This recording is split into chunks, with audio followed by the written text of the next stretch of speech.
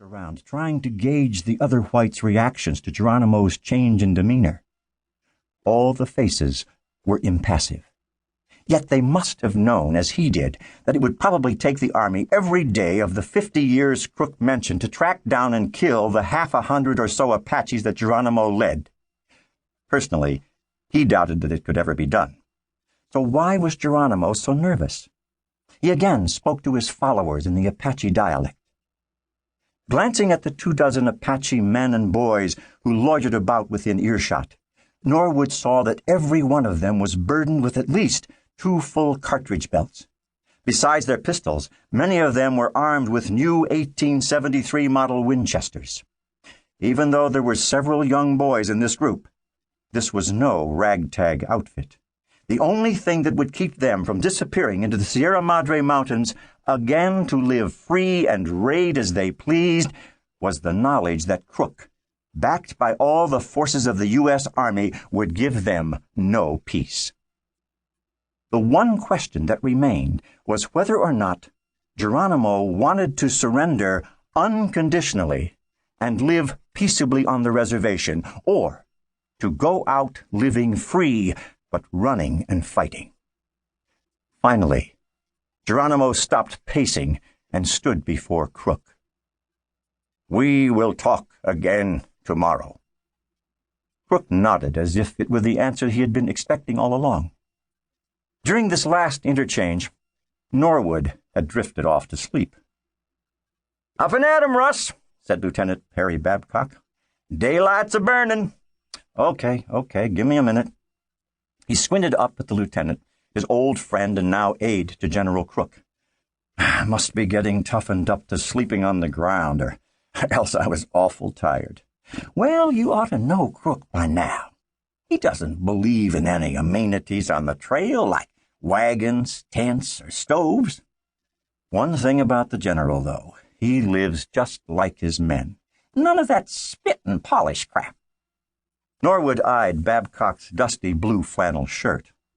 "I noticed." Then he sat down to pull on knee-high desert moccasins in place of his heavy boots. "You reckon this is the day Geronimo will finally give it up?" Babcock shrugged. "Who knows? They haven't got Crook buffaloed. Huh? Crook's no fool. He's got the upper hand, and he'll keep pressing." Babcock snatched a fried corn cake from a skillet setting on a flat rock. "Here you go. Last one up gets what's left." Norwood folded it, stuck it between his teeth as he stuffed in his shirt tail and reached for his hat. "Let's take a walk over to the Apache camp," Babcock suggested.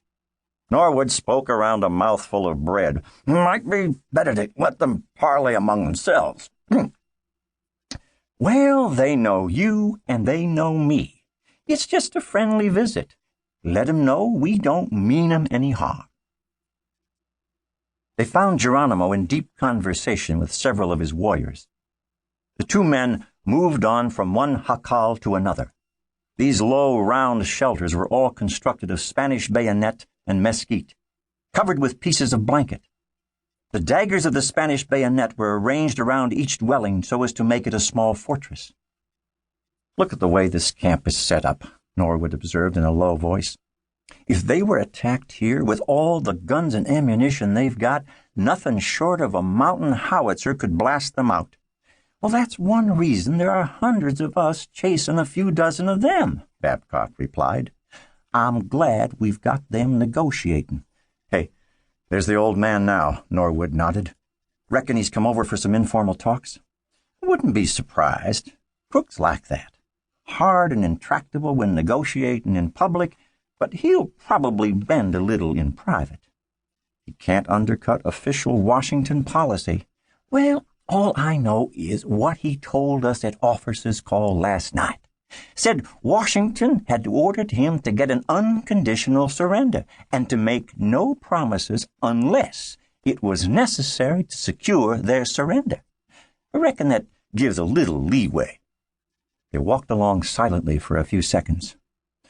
"Well, if it isn't Russ Norwood," a voice called out. "You still traipsing around after the cavalry? I thought the army had given you the boot once and for all." The 2 men turned just as Tom Horn spurted a stream of tobacco juice into the dust.